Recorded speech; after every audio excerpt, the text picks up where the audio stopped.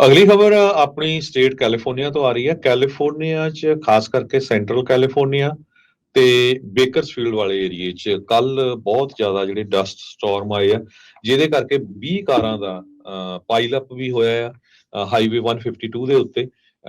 ਤੇ ਹੋਰ ਵੀ ਬਹੁਤ ਜ਼ਿਆਦਾ ਜਿਹੜੇ ਐਕਸੀਡੈਂਟ ਹੋਏ ਹੈਗੇ ਆ।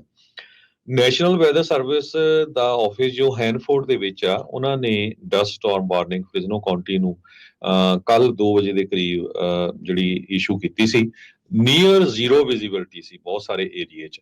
ਲੋਕਲ ਜਿਹੜਾ ਉੱਥੇ ਦਾ ਟੀਵੀ ਸਟੇਸ਼ਨ ਹੈ AV30, ਉਹਨਾਂ ਨੇ ਇਹ ਕਿਹਾ ਆ ਵੀ 20 ਦੇ ਕਰੀਬ ਕਾਰ ਪਾਈਲ ਅਪ ਹੋਈਆਂ ਆ ਤੇ ਕਈ ਡਰਾਈਵਰਸ ਦੇ ਸੱਟਾਂ ਵੀ ਲੱਗੀਆਂ ਹੈਗੀਆਂ ਆ। ਤੇ ਸਾਰੀਆਂ ਲੇਨਸ ਜਿਹੜੀਆਂ ਹੈਗੀਆਂ ਆ 152 ਦੇ ਉੱਤੇ ਵੈਸਟ ਸਾਈਡ ਉਹ ਕਲੋਜ਼ ਕਰਨੀਆਂ ਪਈਆਂ। ਨੈਸ਼ਨਲ ਵੈਦਰ ਸਰਵਿਸ ਨੇ ਐਮਰਜੈਂਸੀ ਅਲਰਟ ਵੀ ਜਿਹੜਾ ਜਾਰੀ ਕੀਤਾ ਹੈਗਾ। ਖਾਸ ਕਰਕੇ ਬਿਜਲੀ ਦੇ ਸੰਬੰਧ ਦੇ ਵਿੱਚ ਵੀ ਬਹੁਤ ਸਾਰੇ ਲੋਕਾਂ ਦੀ, ਹਜ਼ਾਰਾਂ ਦੀ ਲੋਕਾਂ ਦੀ ਜਿਹੜੀ ਬਿਜਲੀ ਆ ਉਹ ਵੀ ਕੱਟ ਹੋਈ ਹੈਗੀ ਆ। ਬਹੁਤ ਸਾਰੀਆਂ ਵੀਡੀਓਜ਼ ਆ ਰਹੀਆਂ ਕਿਸ ਹਿਸਾਬ ਦੇ ਨਾਲ ਕਾਰਾਂ, ਸਟਰਕਚਰਸ ਡਿਬਰੀ ਦੇ ਨਾਲ, ਡਰਟ ਦੇ ਨਾਲ ਜਿਹੜੀਆਂ ਭਰੀਆਂ ਹੋਈਆਂ ਹੈਗੀਆਂ।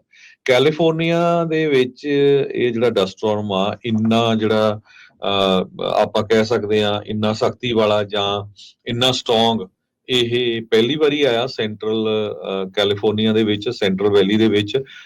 ਐਰੀਜ਼ੋਨਾ ਦੇ ਵਿੱਚ ਇਦਾਂ ਦੇ ਜਿਹੜੇ ਸਟਾਰਮ ਆ ਉਹ ਆਉਂਦੇ ਰਹਿੰਦੇ ਹੈਗੇ ਆ। ਕੁਝ ਟਿਪਸ ਜ਼ਰੂਰ ਹੈਗੀਆਂ, ਜੇ ਕਿਤੇ ਆਪਾਂ ਜਾਂਦੇ ਹੋਈਏ ਕਾਰ ਦੇ ਵਿੱਚ, ਟਰੱਕ ਦੇ ਵਿੱਚ ਤੇ ਡਸਟ ਸਟਾਰਮ ਆ ਜਾਂਦਾ ਆ, ਤੇ ਯੂਜ਼ਲੀ ਕਹਿੰਦੇ ਭਈ ਕੋਸ਼ਿਸ਼ ਕਰੋ ਆਪਣੀ ਜਿਹੜੀ ਵਹੀਕਲ ਆ ਉਹ ਜਿਹੜਾ ਪੇਵਮੈਂਟ ਹੁੰਦਾ ਉਹ ਤੋਂ ਵੀ ਬਹੁਤ ਦੂਰ ਮੂਵ ਕਰ ਲਓ ਤੇ ਸਟਾਪ ਕਰ ਦਿਓ, ਤੇ ਲਾਈਟਸ ਆ ਜਿਹੜੀਆਂ ਆ ਟਰਨ ਆਫ ਲਾਈਟਸ ਤੇ ਐਮਰਜੈਂਸੀ ਬ੍ਰੇਕ ਲਾ ਕੇ ਰੱਖੋ।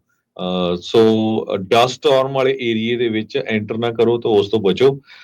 ਜੇ ਤੁਹਾਨੂੰ ਪੁੱਲ ਆਫ ਕਰਨਾ ਵੀ, if you can not pull off the road, ਤੇ ਇੱਕ ਸਪੀਡ ਸੁਇਟੇਬਿਲਿਟੀ ਜਿਹੜੀ ਵਿਜ਼ਿਬਿਲਿਟੀ ਹੁੰਦੀ ਆ ਉਦਾਂ ਚੱਲੋ ਵੀ ਬਹੁਤ ਹੀ ਘੱਟ ਸਪੀਡ ਦੇ ਉੱਤੇ ਤੁਹਾਨੂੰ ਜਿਹੜਾ ਜਾਣਾ ਚਾਹੀਦਾ ਹੈਗਾ ਆ।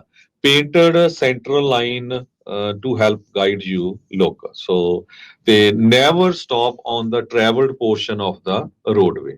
ਸੋ ਮਤਲਬ ਇਹੀ ਆ ਵੀ ਵੱਧ ਤੋਂ ਵੱਧ ਬਚੋ। ਜੇ ਕਿਤੇ ਤੁਹਾਨੂੰ ਲੱਗਦਾ ਵੀ ਏਡਾ ਵੱਡਾ ਸਟਾਰਮ ਜਾਂ ਛੋਟਾ ਮੋਟਾ ਟਰਨੈਡੋ ਜਾਂ ਬਾਂਬਰੋਲਾ ਜਿੱਦਾਂ ਆਪਾਂ ਕਹਿ ਦਿੰਦੇ ਆ ਉਹ ਆਉਂਦਾ ਹੈਗਾ, ਤੇ ਸਾਈਡ ਦੇ ਆਪਣੀ ਕਾਰ ਜਾਂ ਟਰੱਕ ਕੱਢੋ, ਜਿੰਨਾ ਵੀ ਦੂਰ ਜਾ ਸਕਦੇ ਹੈਗੇ ਆ ਹਾਈਵੇ ਤੋਂ ਉਨਾ ਹੀ ਜਿਹੜਾ ਆ ਬੈਟਰ ਹੈਗਾ।